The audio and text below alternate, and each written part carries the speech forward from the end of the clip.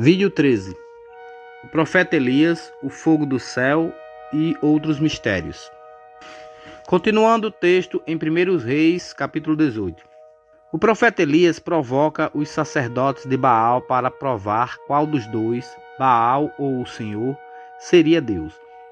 Ele instrui a todos a que participem de um teste que consistia em colocar 2 bois espedaçados em holocausto em cada altar.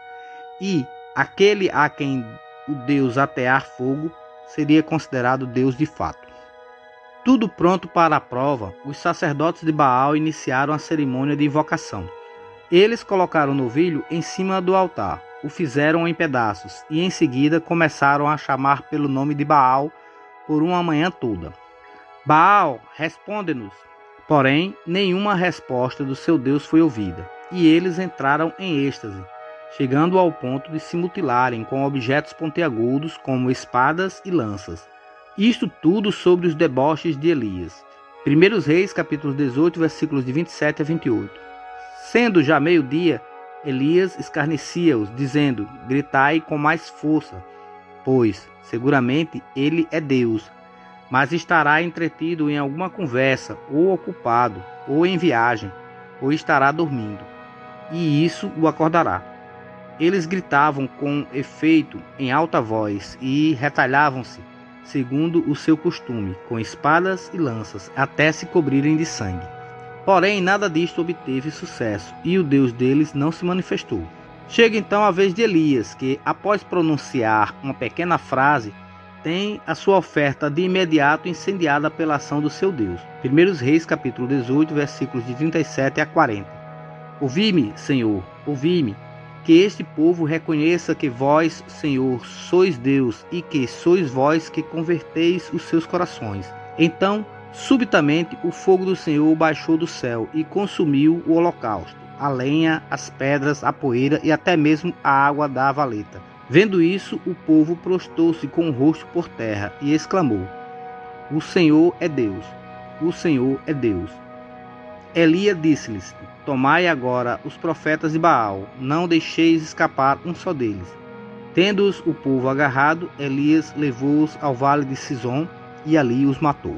É interessante que os dois grupos tenham o mesmo método de se realizar um holocausto em honra ao seu Deus. Baal e o Senhor Deus de Israel exigiam de forma idêntica holocausto de sangue e carne. A palavra Baal significa Senhor, e isto pode ser um fator que dificulte a percepção correta sobre o momento em que determinado texto esteja se referindo a um ou ao outro ser divino. Poderia também essa situação ser um completo engodo perpetrado por este ser? Estaria Javé iludindo o seu povo a adorar outro ser ou um ser imaginário para induzi-lo ao erro e depois ter motivos para matá-lo? Porque Elias, que era orientado por Javé, não perdoou os adoradores de Baal, se ele deveria saber que este ser não existia de fato? Elias deveria saber que nada ocorreria junto à oferenda dos adoradores de Baal, e que seu Deus realizaria a queima da oferenda, o que colocaria os adoradores de Baal em uma situação de morte certa.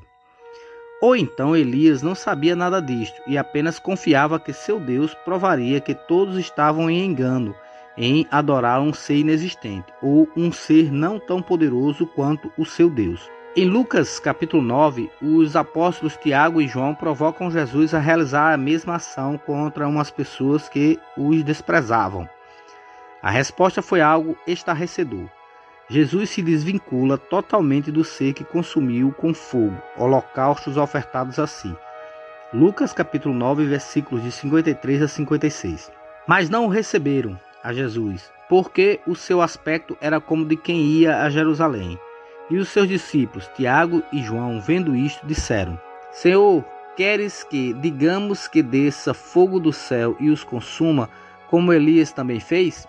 Voltando-se, porém, repreendeu-os e disse: Vós não sabeis de que espírito sois, porque o Filho do Homem não veio para destruir as almas dos homens, mas para salvá-las, e foram para outra aldeia. Então, se Jesus, e consequentemente seu Pai, Deus, não estão relacionados ao tal fogo do céu que consumia oferendas em holocaustos, Quem mandou fogo do céu a pedido de Elias? Não foi Deus, foi Javé. A mesma situação ocorre em 2 Reis, com o diferencial que a oferenda não foi bois, cabritos ou galinhas, mas sim humanos. 2 Reis, capítulo 1, versículo 10. Respondeu Elias ao capitão de 50: Se eu sou um homem de Deus, desça do céu fogo e te devore, a ti e aos teus 50. Desceu o fogo do céu e devorou a ele e aos seus 50. E tornou a enviar-lhes outro capitão de 50, com os seus 50. Então o fogo de Deus desceu do céu e o consumiu a ele e aos seus 50.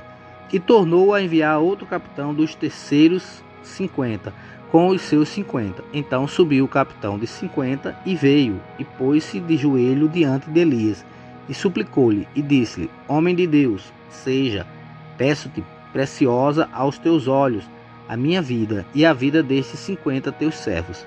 Eis que fogo desceu do céu e consumiu aqueles 2 primeiros capitães de 50, com os seus 50. Porém, agora seja preciosa aos teus olhos a minha vida.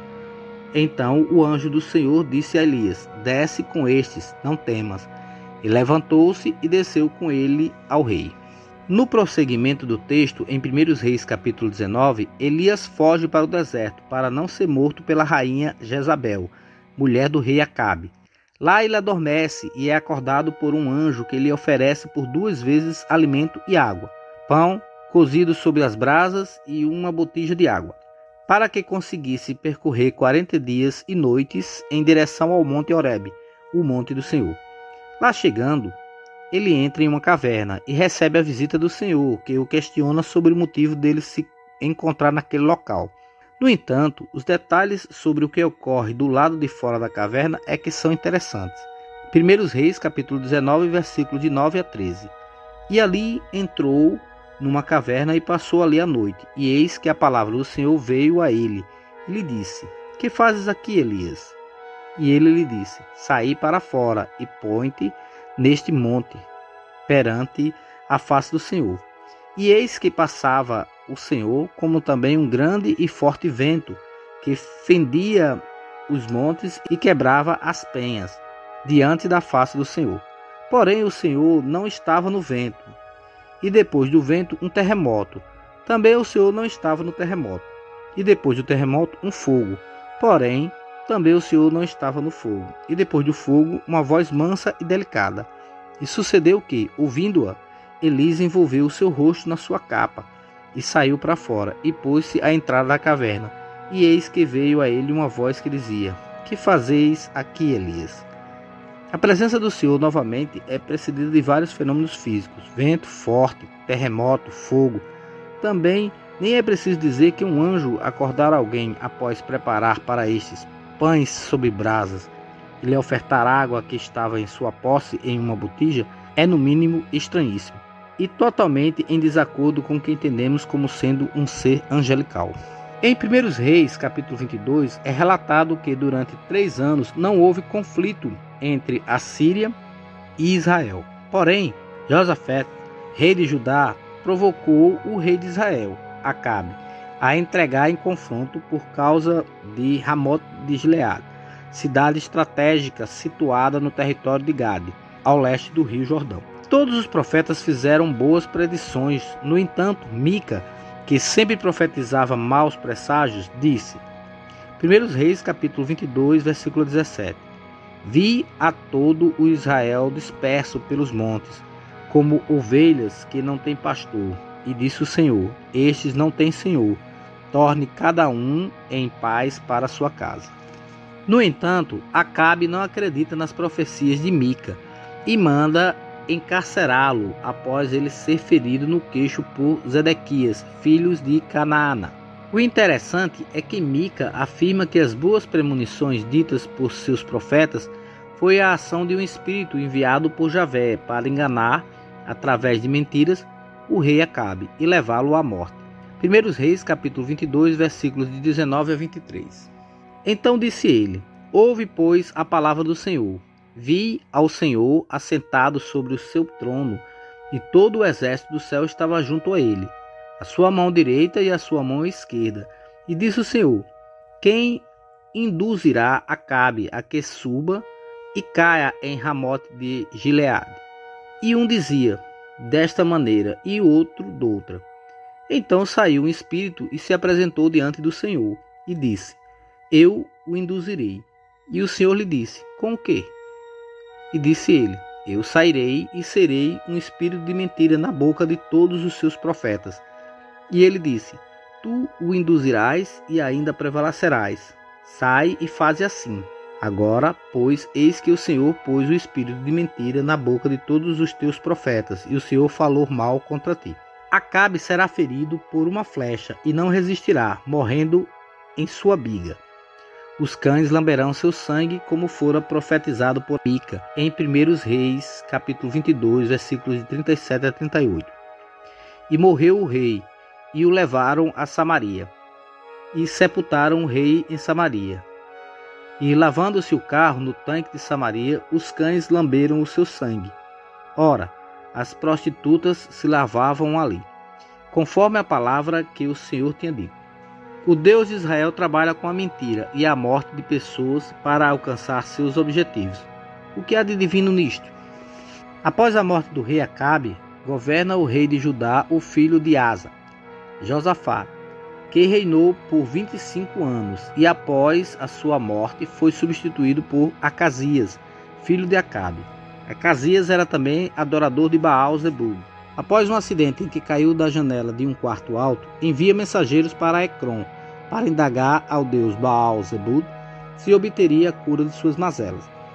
O profeta Elias, orientado por Javé, vai ao encontro deste mensageiro e o questiona se em Israel não havia um Deus a quem eles deveriam adorar. Então Elias discorre uma praga de morte para o rei Acabe. Este, então, envia seguidamente 2 companhias de soldados, compostas cada um por 50 homens, que são aniquiladas por completo com o fogo que veio dos céus, uma após a outra. Na terceira companhia, seu comandante solicita ao profeta clemência para si e seus comandados. O Senhor Javé poupa-os e envia junto a eles o profeta Elias para se encontrar com o rei Acabe e lhe revelar a iminência de sua morte, como castigo por consultar outro Deus. Segundo Reis, capítulo 1, versículos 16.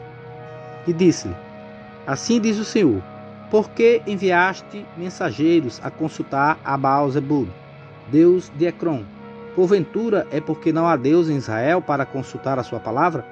Portanto, desta cama a que subistes não descerás, mas certamente morrerás. Após a morte do rei Acabe, Jorão passa a governar Israel. Eventos fantásticos são narrados neste período. O profeta Elias divide as águas do rio Jordão e é abduzido por um carro de fogo com cavalos de fogo. Segundo Reis, capítulo 2, versículos de 8 a 17. Então Elias tomou a sua capa e a dobrou e feriu as águas, as quais se dividiram para as 2 bandas, e passaram ambos em seco. Sucedeu, pois, que, havendo eles passado, Elias disse a Eliseu: Pede-me o que queres que te faça, antes que seja tomado de ti. E disse Eliseu: Peço-te que haja porção dobrada do teu espírito sobre mim. E disse: Coisa dura pedistes. Se me vires quando for tomado de ti, assim se te fará, porém, se não, não se fará. E sucedeu que, indo eles andando e falando, eis que um carro de fogo, com cavalos de fogo, os separou um do outro. E Elias subiu ao céu num redemoinho. O que vendo, Eliseu clamou: meu pai, carros de Israel e seus cavaleiros. E nunca mais o viu. E, travando dos seus vestidos, os rasgou em 2 partes. Também levantou a capa de Elias, que lhe caíra, e voltou-se para a borda do Jordão. E tomou a capa de Elias, que lhe caíra, e feriu as águas, e disse: Onde está o Senhor, Deus de Elias? Então feriu as águas, e se dividiram elas para uma e para outra banda. E Eliseu passou. E disseram-lhe: Eis que, com teus servos, haja 50 homens valentes. Ora, deixa-os ir para buscar ao teu Senhor. Pode ser que o elevasse o Espírito do Senhor e o lançasse em algum dos montes ou em algum dos vales. Porém ele disse: Não os envieis. Mas eles apertaram com ele até se enfastiar. E disse-lhes: envia. E enviaram 50 homens, que o buscaram 3 dias, porém não o acharam. O que continha esta capa de Elias, que era capaz de dividir o leito do rio Jordão? Seria este um instrumento semelhante ao que Moisés se utilizou para abrir o Mar Vermelho? A sequência do enredo demonstra que o poder não estava em Elias, mas sim na própria capa, pois Eliseu também o utilizou da mesma forma. Este carro de fogo com cavalos de fogo é uma das imagens mais associadas a OVNIs dentro da Bíblia, e de fato é um relato espetacular de abdução. No Antigo Testamento há 4 registros de supostas abduções. O primeiro registro se encontra em Gênesis capítulo 5, versículo 24, onde é relatada a ascensão aos céus de um ser humano chamado Enoque. E andou Enoque com Deus, e não se viu mais, porquanto Deus para si o tomou. Reafirmado no livro de Hebreus. Pela fé, Enoque foi transladado para não ver a morte, e não foi achado porque Deus o transladara, visto como antes de sua transladação alcançou o testemunho de que agradara o Deus. O segundo registro se encontra em 2 Reis, capítulo 2, onde foi elevado o profeta Elias, já citado acima. O interessante é que este evento já era da ciência dos profetas, que viviam nos ranchos da região do Jordão e do próprio Eliseu.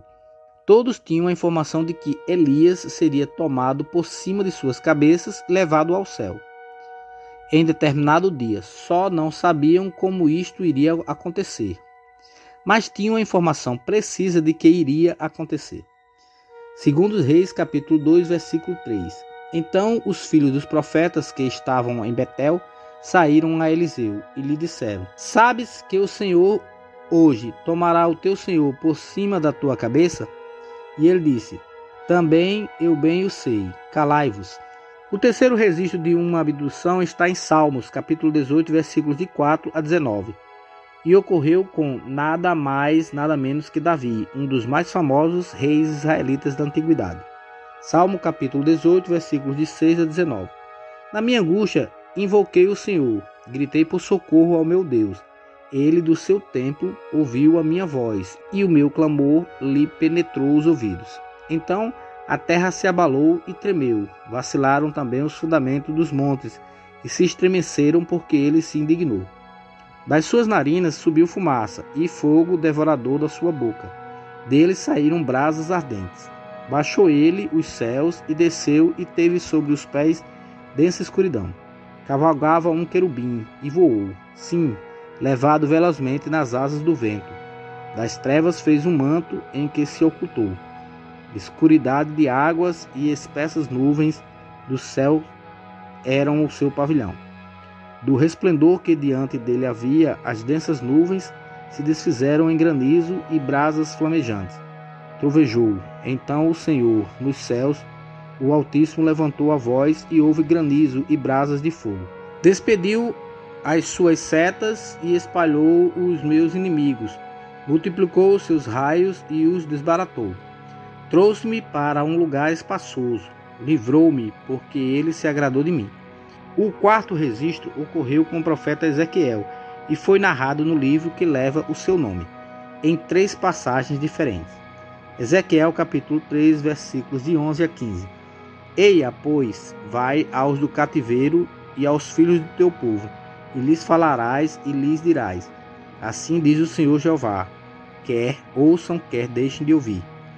E levantou-me o espírito, e ouvi por detrás de mim uma voz de grande estrondo, que dizia: bendita seja a glória do Senhor, desde o seu lugar. E ouvi o barulho das asas dos animais que tocavam uma nas outras, e o barulho das rodas defronte deles, e o sonido de um grande estrondo. Então o Espírito me levantou e me levou, e eu me fui muito triste, no ardor do meu espírito, mas a mão do Senhor era forte sobre mim.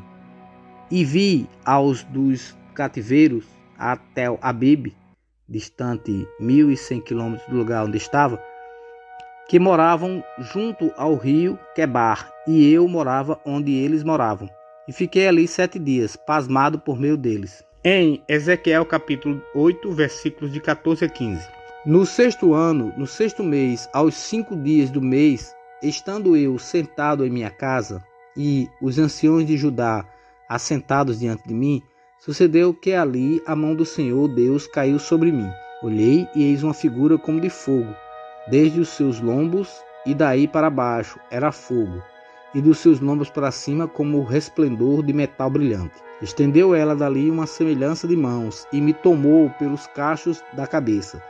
O Espírito me levantou entre a terra e os céus e me levou a Jerusalém em visões de Deus até a entrada da porta do pátio de dentro, que olha para o norte, onde estava colocada a imagem dos ciúmes que provocavam os ciúmes de Deus.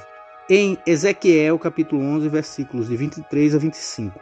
E a glória do Senhor se alçou desde o meio da cidade e se pôs sobre o monte que está a oriente da cidade.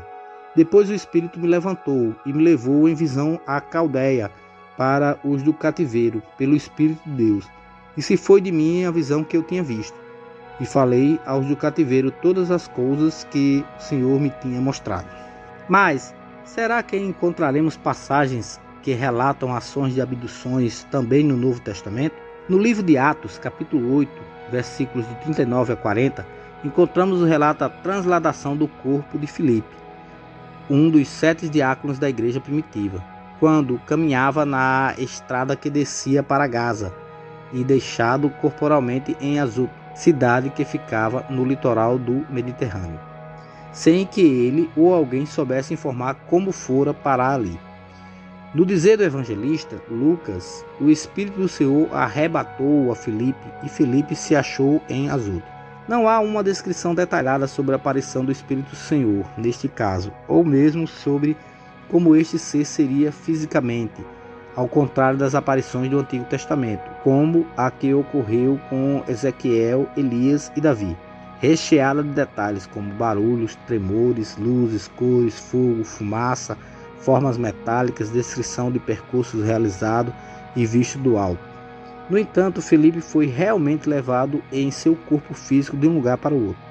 Filipe foi transportado de forma sobrenatural ou, de fato, o tal Espírito do Senhor era novamente uma nave espacial. Outros episódios nos relatam os tais arrebatamentos espirituais, também chamados de arrebatamentos de sentidos, como assim aconteceu com o apóstolo Paulo, que em uma ocasião diz que um homem foi levado até o céu. 2 Coríntios capítulo 12, versículos de 1 a 4.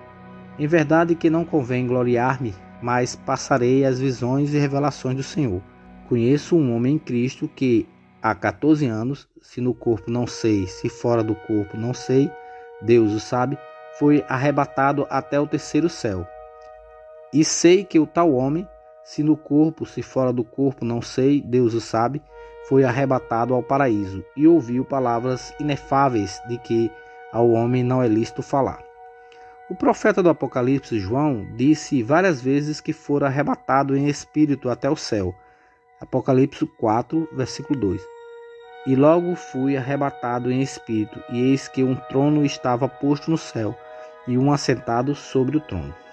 Todos estes relatos não me parecem semelhantes às abduções retratadas nos episódios do Antigo Testamento. No entanto, em 1 Tessalonicenses, capítulo 4, versículos 16 e 17, é dito: porque o mesmo Senhor descerá do céu com alarido e com voz de arcanjo e com a trombeta de Deus, e os que morreram em Cristo ressuscitarão primeiro. Depois nós, os que ficarmos vivos, seremos arrebatados juntamente com eles, nas nuvens, ao encontrar o Senhor nos ares, e assim estaremos sempre com o Senhor.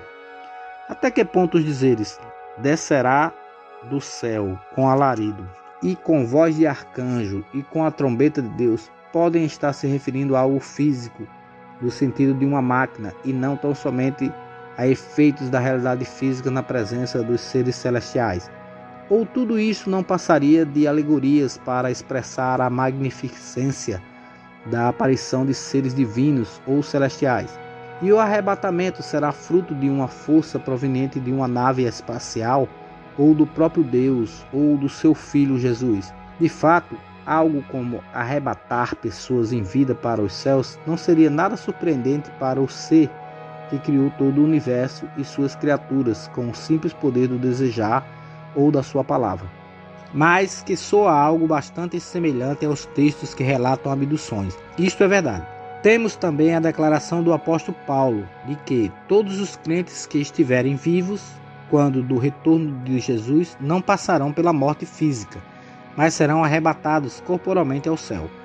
Mas qual seria o sentido em se transportar corpos para viverem eternamente em um mundo não físico?